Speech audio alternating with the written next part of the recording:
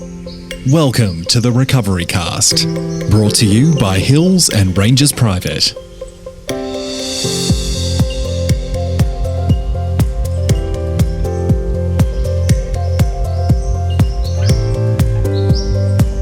Hello.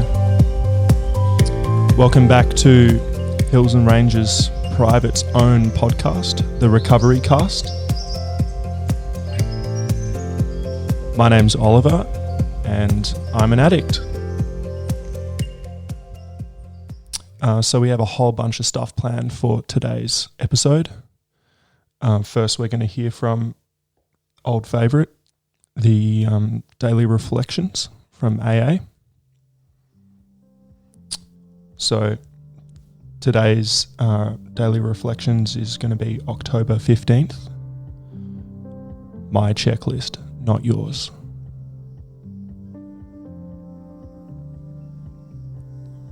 Gossip, barbed with our anger, a polite form of murder by character assassination, has its satisfactions for us too. Here we are not trying to help those we criticise. We are trying to proclaim our own righteousness.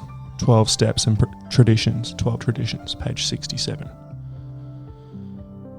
Sometimes I don't realise that I gossiped about someone until the end of the day, when I take an inventory of the day's activities, and then my gossiping appears like a blemish in my beautiful day.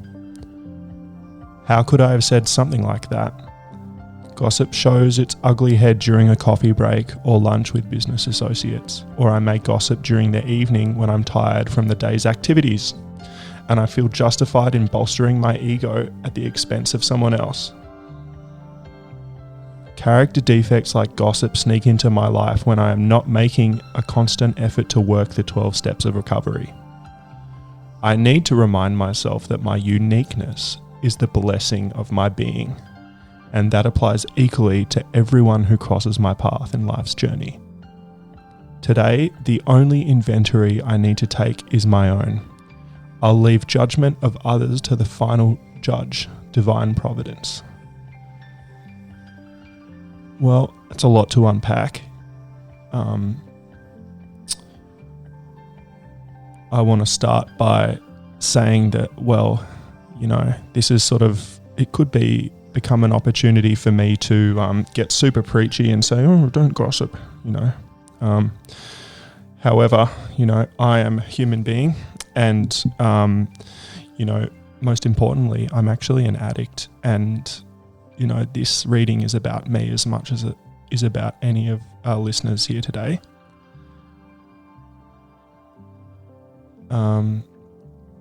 The way this reading sort of starts out is it says, my checklist, not yours. So I invite all our listeners to focus perhaps and take away from this reading that this is not about other people, it's actually about them, from a standpoint of what we can get out of our recovery. Not only that, but it's actually not about gossiping about other people, you know. It's telling us to not judge them, because we're not perfect. And I believe that gossiping comes from a place of judgment. And where does judgment come from? Perhaps judgment might come from a sense of insecurity on our own part. So, you know, why is gossip bad for me? I need to ask that question for myself. When I gossip about other people, I'm inviting a judgmental mindset into my life and my head and my thoughts, and you know, that is intrinsically something that's quite negative. And in this reading, in the reading today, it actually They talk about it being a, you know, character defect. So character defects, the sort of the list of character defects that I hear in meetings and in my recovery and what people usually talk about is control. So that's the biggest one for me, is I seek to control everything, and everything has to go my way, and it's my way or the highway. And when something doesn't go my way, then I get particularly upset and, almost vicious and angry. And I cause my own suffering. So that's how it's a defect for me, because it causes me to suffer. Now, gossip in that way is actually similar, because when I invite that negativity into my life, then it's, at least on a subconscious level, creates suffering for me. Other people might see me gossiping and they would then judge me in turn. So I've created other people judging me, and then that doesn't reflect well on me later on because it affects my standing in life.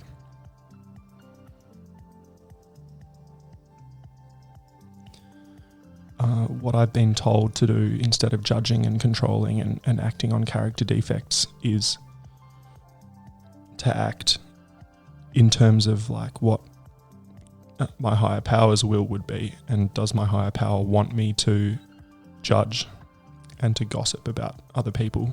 I don't think so, to be honest.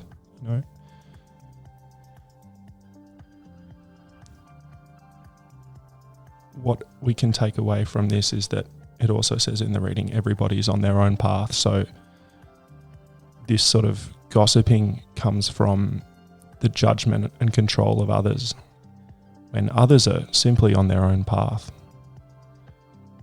And I firmly believe that everybody that I've met really is guilty of probably gossiping at some stage, whether I hear it outside meetings or between friends, or even the people that you wouldn't think would gossip do gossip.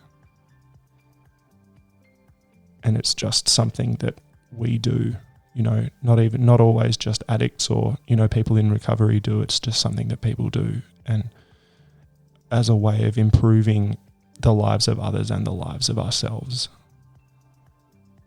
trying to avoid it is infinitely beneficial to everybody involved.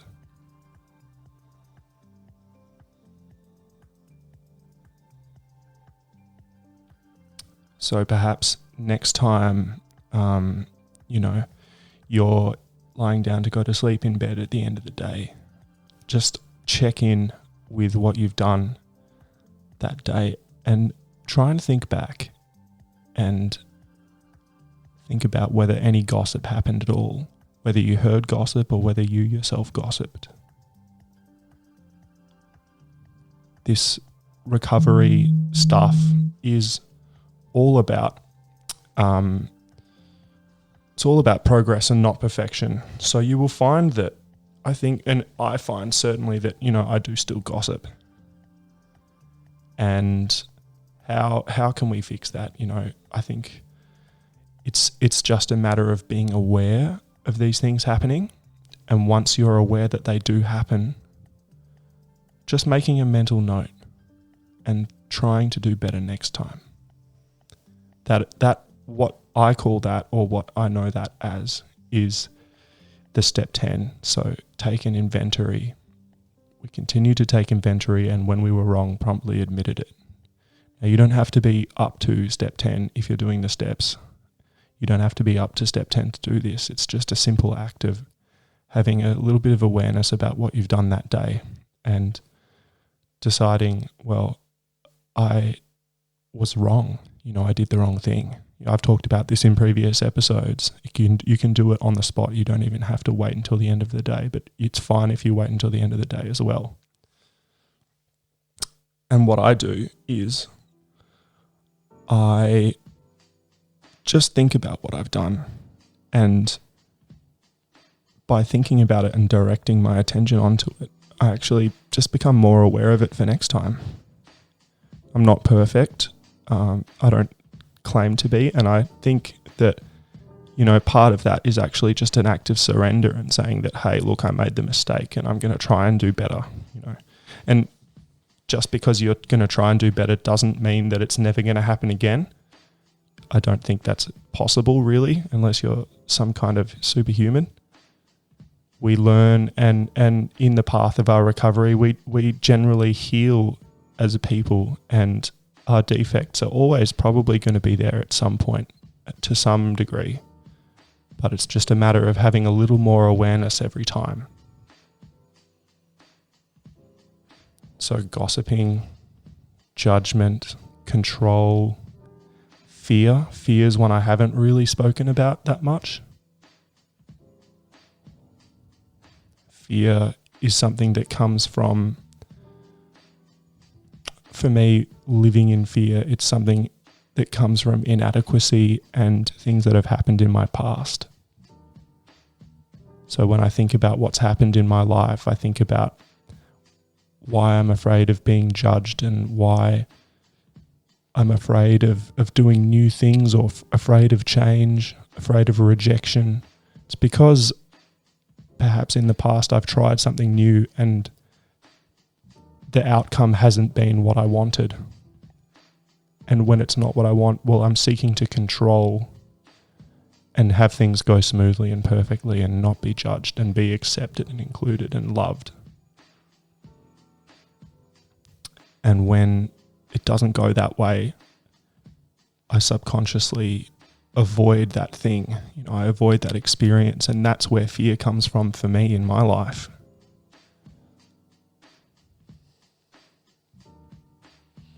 And when I'm aware of this, I can actually face it and overcome it and think, hey,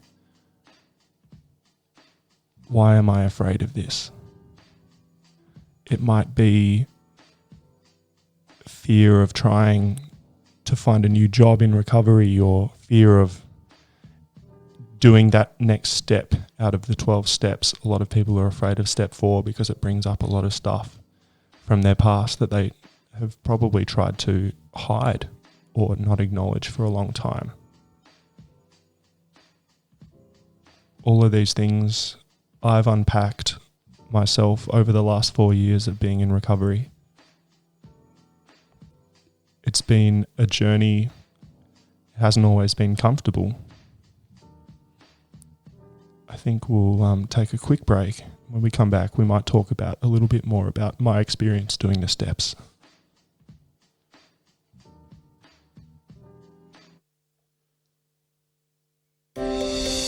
You're listening to the Recovery Cast, brought to you by Hills and Rangers Private.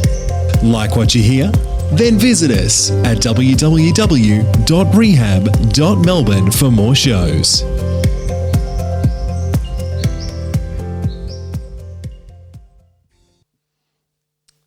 That's right. Welcome back to the Recovery Cast. So now we're going to talk a little bit about, I'm going to talk about my experience with the 12 steps. So in the first half, we talked about gossiping. And look, recovery is filled with just a big change in the lives of people that choose to get into recovery. And for me, at least, when I made the decision that I wanted to stop doing what I was doing and be clean and be free of these harmful behaviours that I engaged in every single day, all day of my life for years, I had to make some big changes, and they weren't all immediate. Look, the first decision I made was to accept help, and I had to acknowledge that, hey, I have a serious problem and I can't do this on my own. And that right there formed the foundation of my recovery and the first step.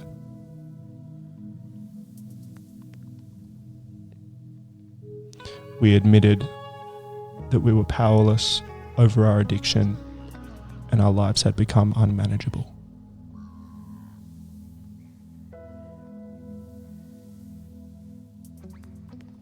I was powerless over so many aspects of my life, and so many aspects of my life were unmanageable. That was really all I had to just sit with at that point. And I went to a treatment place. I went to a rehab.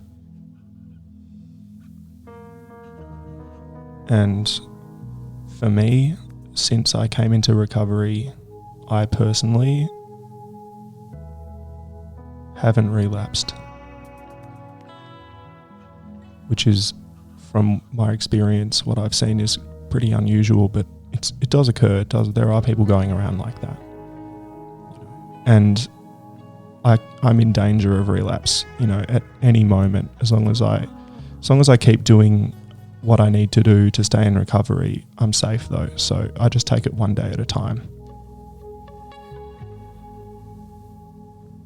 Step 2 was a tough one because I've mentioned before that I was pretty anti-religion, and I was pleased to find that it's not actually a religious program for me and for other people as well. It can be. Some people don't mind.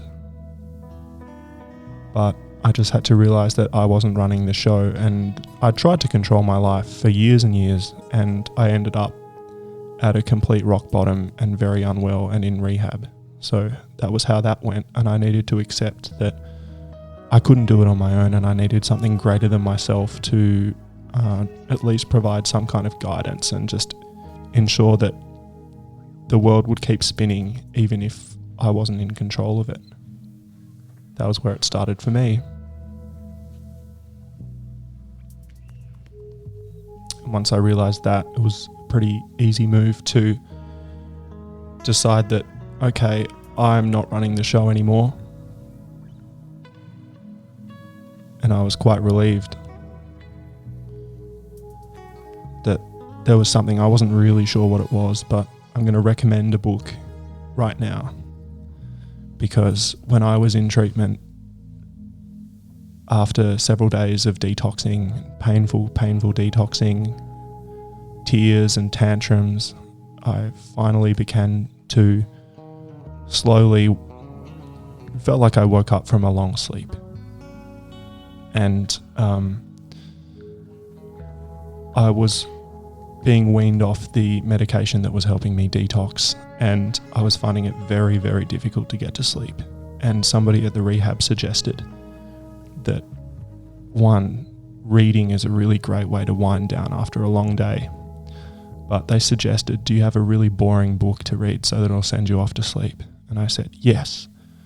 One of my family members had actually lent me a copy of Eckhart Tolle's The Power of Now. And I thought, oh, what is this spiritualist mumbo jumbo? That's going to put me right to sleep. And I thought it was ridiculous, but I read the first chapter and it planted a seed in my sort of, in my soul and in my body, in my head. And I actually found my higher power right there and then, and went to sleep and had the best night's sleep of the decade, I think, prior. So look, yeah, how interesting is that? It's just a matter of being open to the change that recovery brings, and the universe, or for me, just life just has a way of dropping things in my lap when I need them, and I just have to accept that. And yeah, maybe try not to gossip so much. Gossiping's bad. Let's try and help people. Leave it there. Thanks for tuning in. See you next time. Thank you for listening to the Recovery Cast. For more, visit us at www.rehab.melbourne.